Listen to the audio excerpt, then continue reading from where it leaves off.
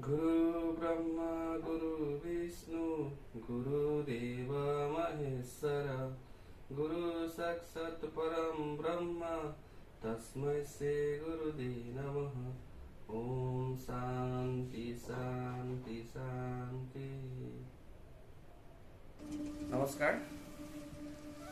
মোৰ শ্ৰদ্ধাৰ শিক্ষাগুৰুসকল আৰু ছাত্ৰ ছাত্ৰীসকল সকলোলৈকে মই শিক্ষক দিৱসৰ আন্তৰিক অভিনন্দন জ্ঞাপন কৰিছোঁ। আৰু আজি 5 ছেপ্টেম্বৰ শিক্ষক দিৱস, ডক্টৰ সৰ্বপল্লী ৰাধাকৃষ্ণনৰ জন্মদিন।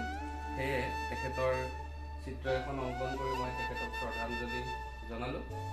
তো এতিয়া আমি স্কুললৈ যাম। স্কুলত কি কি অনুষ্ঠান হয় সেইসমূহ আপোনালোকক দেখাবলৈ চেষ্টা কৰিম। আহকচোন, স্কুললৈ গৈ আছোঁ। তো স্কুলৰ ছাত্ৰ ছাত্ৰীসকলক চকলেট খুৱাম বুলি ভাবিছোঁ। তো চকলেটখিনি লৈ লওঁ।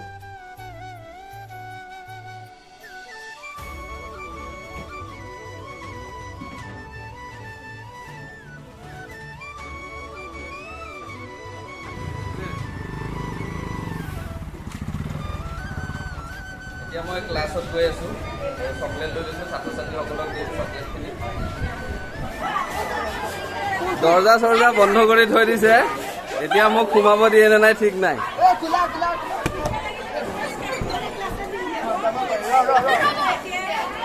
এজনে ধৰা এইটো।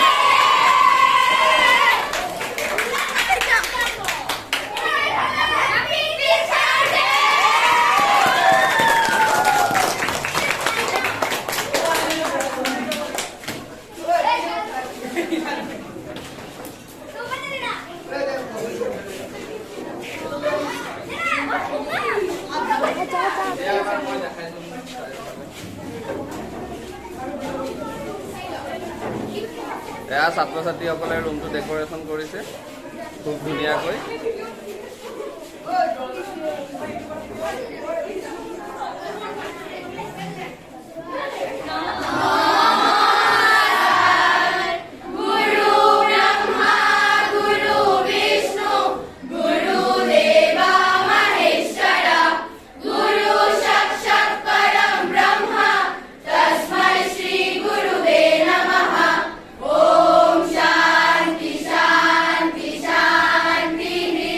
উপবিশ্ব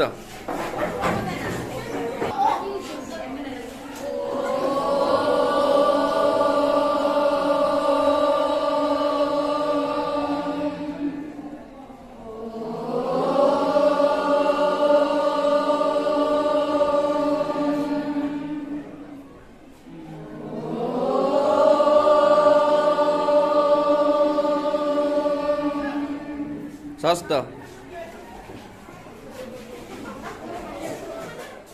আজি কিমান তাৰিখ? আজি কি দিৱস? কাৰ উপলক্ষে পতা হয়? ডক্টৰ সৰ্বপল্লী ৰাধাকৃষ্ণ, হয়নে? তেখেত কিমান চনত জন্মগ্ৰহণ কৰিছিল জানানে? আৰু একেৰাহে কি হৈছিল? দুবাৰ। চনটো মনত আছে? মনত নাই? প্ৰথম হৈছিলে 1952 চনৰ পৰা আৰু 62 চনলৈকে আছিলে। একেৰাহে দুবাৰ আছে, 52ৰ পৰা 57 আৰু 57 চনৰ পৰা 62। তাৰ আগত 1949 চনৰ পৰা 1952 চনলৈকে তেখেতে ভাৰতৰ ৰাষ্ট্ৰদূত হিচাপে ছোভিয়েট ৰুছিয়া, নাম শুনিছা নহয়, তাতে ভাৰতৰ ৰাষ্ট্ৰদূত হিচাপে কাৰ্যনিৰ্বাহ কৰিছিল। আৰু তেওঁ আছিল কি? ভাৰতৰ প্ৰথম উপৰাষ্ট্ৰপতি। আৰু ৰাষ্ট্ৰপতি কেতিয়া হৈছিল? তোমালোকে শুনা সকলোৱে। শিক্ষক দিৱস কেনেকে হ'ল এইটো জানানে নাই?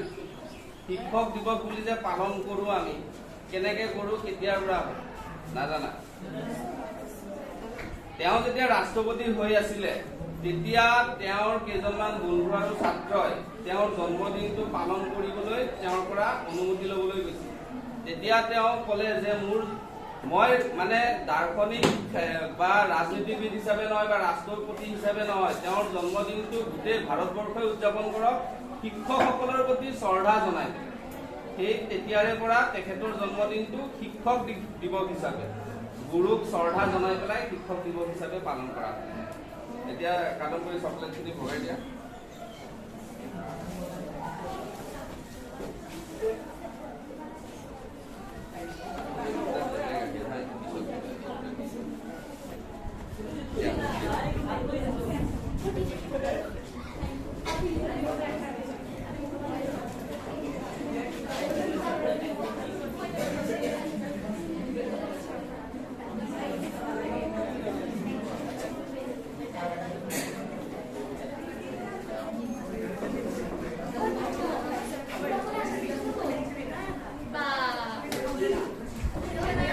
তুমি লোৱা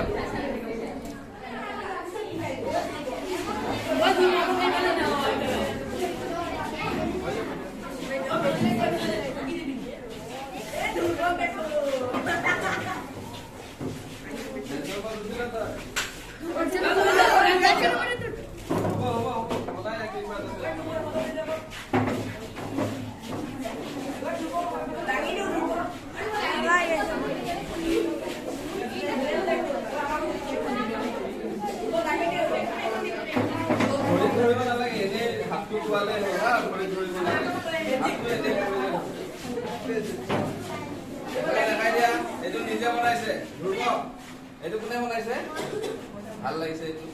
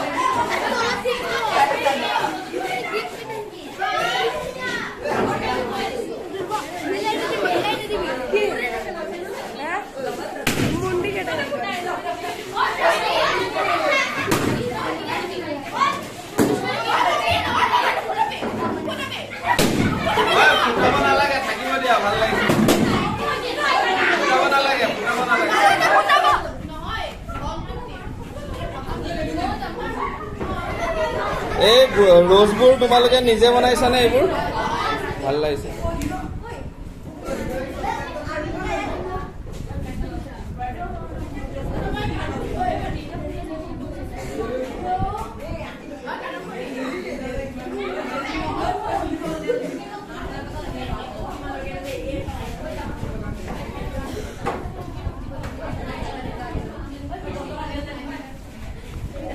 এইবোৰ ছাত্ৰ ছাত্ৰীসকলে নিজ হাতে বনোৱা চাওক কি ধুনীয়া ধুনীয়াকৈ বনাইছে তেওঁলোকে এইবোৰ ফুলবোৰ